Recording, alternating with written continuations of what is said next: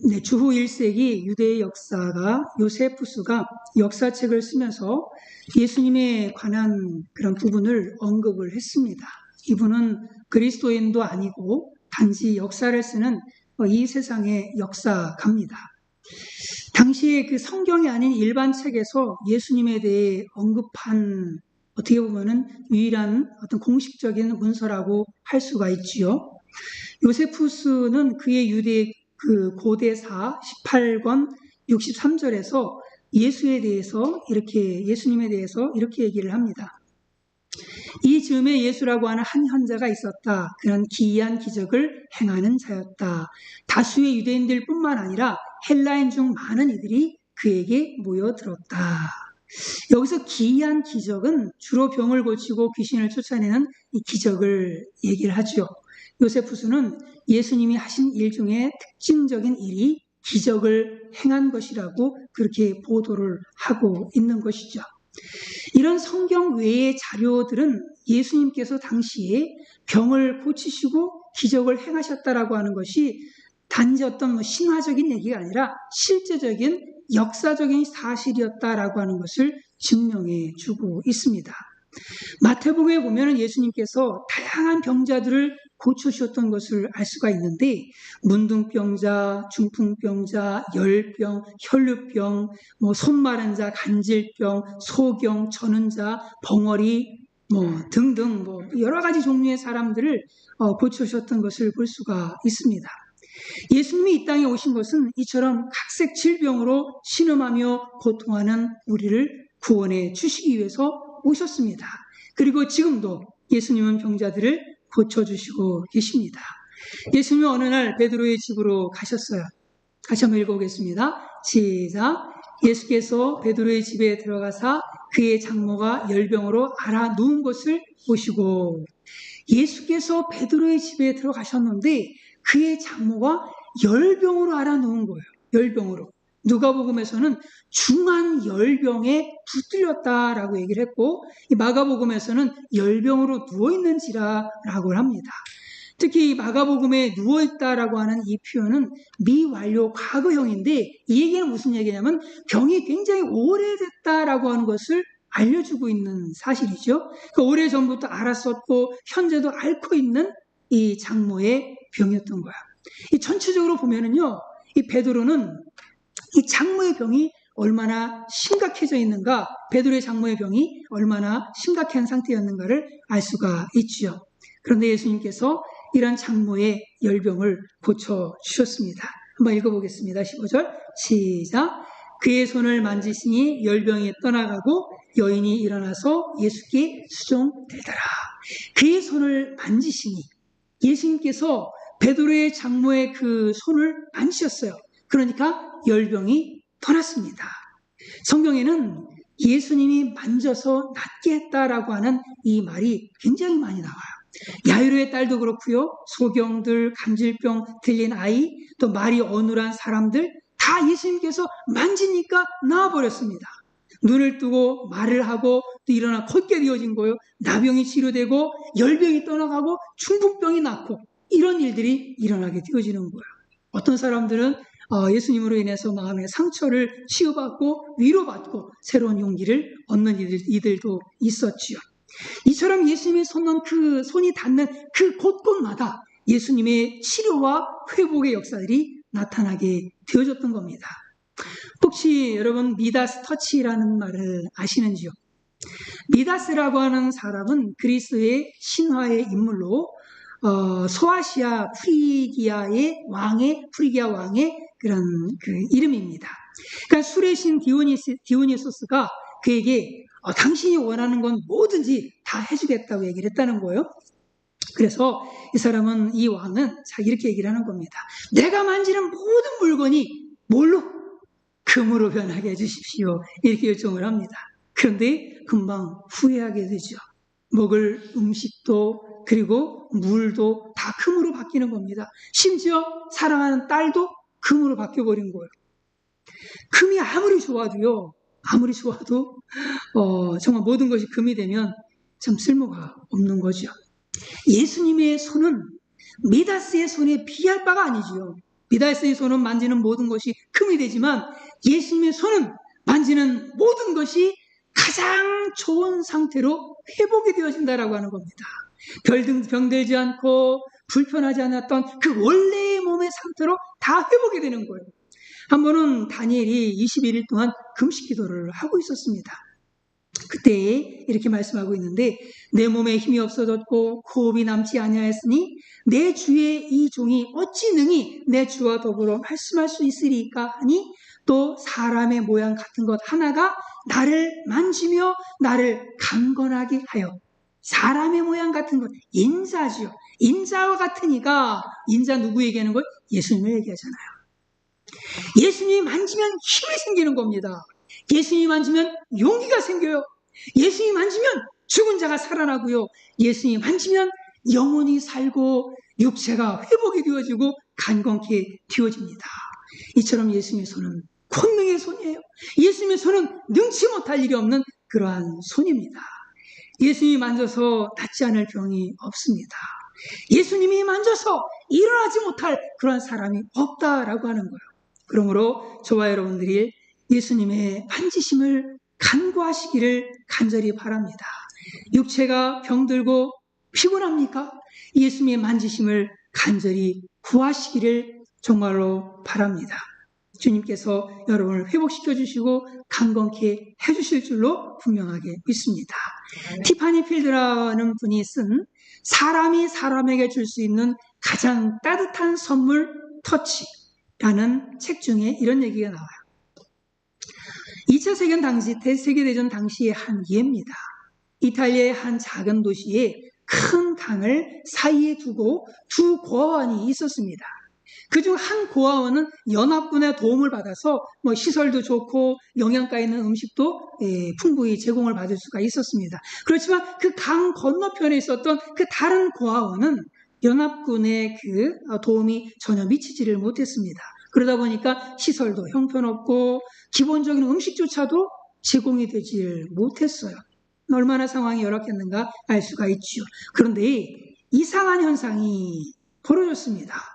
시설이 좋고 좋은 음식을 풍부하게 먹은 그 고아원, 이 아이들이 건강하게 자라야 될 텐데 오히려 이 아이들에게서 유아 사망률이 굉장히 높았습니다. 이 비교해 볼 때 열악한 환경 속에 있었던 이 어린 아이들에 비한다면 이쪽에 너무 많은 그 유아 사망률을 보였던 겁니다. 이 같은 사실은 여러 학자들에게 굉장히 관심을 끄는 얘기였습니다. 왜냐하면 당연히 좋은 시설에 그런 좋은 영향을 받고 자란 아이들이 건강하게 잘 살아야 될 텐데도 불구하고 오히려 못 먹고 못 살고 열악한 환경 속에 있었던 아이들이 오히려 더 건강하게 되어졌다라고 하는 걸 보면서 이상하게 여기는 거예요. 그러면서 이 사건에 대한 그 조사와 연구를 시작을 합니다.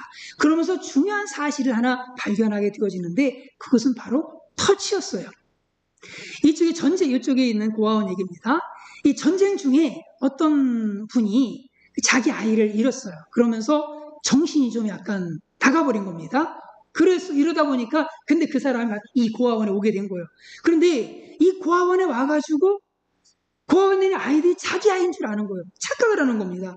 자기 아이들인 줄 알고 그 아이들을 그렇게 애주둥이 쓰다듬어주고 그냥 이렇게 보살폈던 것이죠. 그러다 보니까 이 아이들이 그 터치로 말미암아서 사망률이 현저히 떨어졌다라고 하는 거예요. 충분한 영양을 제공받았지만 다른 사람의 터치를 전혀 받지 못했던 아이들보다 비록 충분한 영양은 공급받지 못했지만 사람으로부터 사랑 어린 그런 터치를 충분히 받았던 그 아이들이 건강하게 자랄 수가 있었던 겁니다. 우리 아이들을 터치를 많이 해주시기를 바랍니다. 많이 이렇게 쓰다듬어 주시고 아이고 예쁘다, 아이 사랑한다 터치를 해주시면 이 아이가 건강하게 자라가게 될 줄로 믿습니다. 이 시간에 예수님은요 따뜻한 사랑의 손길로 우리를 만져주시기를 원하십니다. 여러분의 약한 부분들, 여러분의 병든 부분들을 주님께서는 만져주시기를 원하세요. 우리 주님께서 뭐라고 말씀하셨어요? 세상 끝날까지 내가 너희와 항상 함께 있으리라. 아멘. 자, 그렇다면은 예수님을 믿는 여러분, 그렇다면 예수님이 지금 어디에 계십니까? 바로 여러분의 옆자리에서, 여러분 마음도 계시지만 여러분의 옆자리에서 함께 앉아 계시는 거예요. 그 예수님은 여러분의 마음을 만져주시기를 원하시고 여러분의 아픈 부분을 만져주시기를 원하셔요. 우리 주님 앞에 믿음을 드리며 나가시기를 간절히 바랍니다. 주님 이 시간에 내 마음을 만져주십시오. 상한 내 마음을 만져주십시오. 나병보다 못한 더럽고 추하고 냄새나는 내 마음을 만져주십시오 라고 하는 마음으로 우리 주님 앞에 믿음을 드리시고 간구하시기를 바랍니다. 그래서 주님의 터치가 금으로 변하는 터치가 아니라 치료와 회복으로 변하는 그런 하나님의 터치가, 주님의 능력의 터치가 이 시간 우리 모두에게 있기를 간절히 바랍니다. 찬송을 같이 한번 불러볼까요? 주여 나의 병든 몸을 지금 고쳐주소서. 모든 병을 고쳐주마 주야 약속하셨네. 성령이여 강림하사 능력 있는 손을 펴서 나의 몸을 어루만져 곧 고쳐주소서. 성령이여 능력 강림하셔서 그 능력 있는 손을 펴셔서 이 시간에 우리 사랑하는 성도들의 마음을 만져주시고 그 육신을 만져주시기를 간절히 바랍니다. 주님 이 시간에 만져주십시오. 예수님께서 권능의 손을 우리 모두에게 펴셔서 병들고 피곤한 몸이 새롭게 되어지며 강건케 되시기를 주님의 이름으로 축원을 드립니다. 14절 우리 한번 같이 읽어보겠습니다. 14절 15절 시작. 예수께서 베드로의 집에 들어가사 그의 장모가 열병으로 앓아놓은 것을 보시고 그의 손을 만지시니 열병이 떠나가고. 오늘 본문 마태복음에서는 예수님께서 손을 대셔서 고쳐주셨다라고 기록되어 있습니다. 예수님께서 사랑의 손, 위로의 손, 치료의 손, 능력의 손을 대시니까 그 고통받던 그 열병에서 완전히 해방이 되어지는 거예요. 자, 그런데 누가복음의 기록은 조금 달라요. 같이 읽어보겠습니다. 시작. 예수께서 가까이 서서 열병을 꾸짖으신데 병이 떠나고 여자가 일어나 그들에게 수종되니라. 아멘. 자, 여기 뭐라고 나오느냐면 예수께서 가까이 서서 열병을 뭐 하실까? 꾸짖었다고 표현하고 있습니다. 그러니까 병이 나았다라고 기록하고 있는 거예요. 두 기록을 종합해보면 이런 얘기입니다. 예수님께서 환자의 손에 손을 대시면서 그리고 열병을 꾸짖으신 거예요. 그러니까 이제 그 열병에서 깨끗이 치료가 되어진 거죠. 그런데 예수님은 왜 병을 꾸짖으신 걸까 도대체? 꾸짖는다라고 하는 것은요, 살아있는 어떤 인격적인 존재에게 어떤 향한 표현이거든요. 예를 들어서 인격이 있는 자녀가 자녀에게는 그냥 뭐 왜 그랬냐 뭐 하면서 막 꾸짖고 책망을 하잖아요. 그런데 뭐 제가 이 마이크에게 야 너는 왜 소리가 오늘 그 모양이야 라고 하면서 막 그러면은 사람이 뭐라 그래 저한테 미쳤나? 미쳤나? 왜 저래? 예. 이럴 겁니다. 이럴 거예요. 예. 갑자기 뭐 아무것도 아닌 인격도 아닌 존재에게 막 뭐라고. 예수님은 오늘 예수님께서 꾸짖었다라고 하는 표현은 뭐냐면 어떤 인격을 향해서 꾸짖었다라고 하는 것을 얘기해주고 있는 겁니다. 질병이 인격을 가진 존재라는 게 아니에요. 열병이 어떤 병이 인격을 가진 어떤 존재라고 이야기하고 있는 것이 아닙니다. 질병은 말하고 생각하고 감정을 느끼고 교제하고 이런 거 할 수가 없어요. 인격이 아닌 거예요. 그런데 예수님께 질병을 꾸짖으신 것은 뭐냐면 질병 그 자체보다도 그 질병 뒤에 숨어서 역사하고 있는 누구의 세력? 마귀의 세력을 보신 겁니다. 그 마귀의 세력을 보시면서 그것을 꾸짖은 거죠. 그렇다면 질병은 다 마귀의 역사일까? 모든 질병이 다 마귀의 역사일까? 결코 그렇지 않죠. 모든 병의 원인을 귀신으로 볼 수는 없습니다. 사람의 실수로 병이 엄청나게 많이 생깁니다. 운동도 한 번도 제대로 안 해요. 매일 정크푸드 음식을 그냥 매일 좋아가지고 매일 먹습니다. 병이 안 생기겠어요? 당연히 생기죠. 스스로 병을 만드는 겁니다.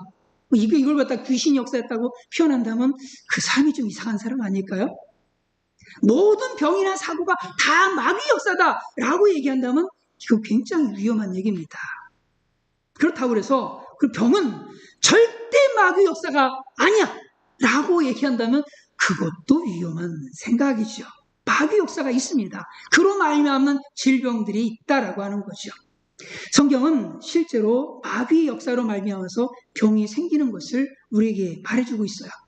다시 한번 읽어보겠습니다. 시작. 저물매 사람들이 귀신 들린 자를 많이 데리고 예수께 오거늘 예수께서 말씀으로 귀신들을 쫓아내시고 병든 자들을 다 고치시니 병을 고치는 일과 귀신을 쫓아내는 일이 연관이 되어져 있어요. 연관이 되어져 있는 겁니다. 그리고 실제적으로 예수님께서 고쳐주신 그 환자들의 상당수는 귀신 들린 사람들이었던 거예요. 그러므로 우리도 예수님처럼 이 병 뒤에 역사하고 있는 이 마귀를 대적할 줄 알아야 돼요. 한번 같이 읽어보겠습니다. 시작. 그런즉 너희는 하나님께 순복할지어다 마귀를 대적하라. 그리하면 너희를 피하리라. 마귀를 대적을 해야 됩니다. 마귀를 대적하면 마귀는 피해요. 도망가요. 겁을 먹고 도망가 버립니다. 마귀와 절대 타협해서는 안 돼. 마귀를 분명하게 대적을 해야 됩니다. 우리가 어떻게 마귀를 대적할 수 있을까? 성경은 우리에게 그 힌트를 주고 있습니다. 같이 읽습니다. 시작. 죄를 짓는 자는 마귀에게 속하나니 마귀는 처음부터 범죄함이니라. 하나님의 아들이 나타나신 것은 아멘.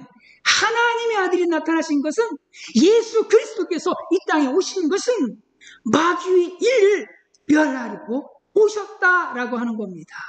그러니까 마귀는 누구를 제일 두려워하는 거예요? 예수님을 제일 두려워하는 거예요. 예수님. 하나님의 아들 예수님을 너무너무 두려워하는 겁니다. 한 번은 예수님께서 제자들을 둘씩 전도여행 보냈습니다. 그때 그들이 돌아와서 전도보고를 하는데 이렇게 보고를 해요. 같이 읽습니다. 시작. 70인이 기뻐 돌아와 가로되 주여 주의 이름으로 귀신들도 우리에게 항복하더이다. 아멘. 주의 이름으로, 누구의 이름으로? 예수의 이름으로, 주의 이름으로 귀신들도 우리에게 항복하더이다. 마귀는 예수님을 가장 무서워합니다. 가장 무서워요. 그래서 예수님이 나타나니까 마귀가 이렇게 얘기합니다. 하나님의 아들이요, 우리와 당신과 무슨 상관이 있나이까? 때가 이르기 전에 우리를 괴롭게 하려고 여기 오셨나이까? 이 귀신들이요, 이 마귀들이 아니라 악령들이, 악한 영들이 예수님을 보니까 그냥 벌벌벌 떠는 겁니다. 아, 예수님 왜 오셨어요? 왜 오셨어요? 아니, 때가 이르기 전에 우리를 괴롭게 하려고 오신 겁니까? 이러고 있는 거예요. 때가 이르기 전에, 때가 이르기 전에, 때가 되면 어떻게 되는 거예요? 이 귀신들은, 이 악한 영들은 전부 다 무적행으로 떨어지거든요. 그런데 그 전에 우리를 괴롭게 하려고 오셨느냐고 지금 얘기하고 있는 거예요. 그러니까 이 마귀들이 아니라 마귀는 예수님의 이름을 가장 무서워해요. 그래서 예수님의 이름으로 저와 여러분들이 이 마귀의 세력들을 물리쳐야 될 줄로 분명하게 믿습니다. 누가복음에 이런 또 말씀이 또 있죠.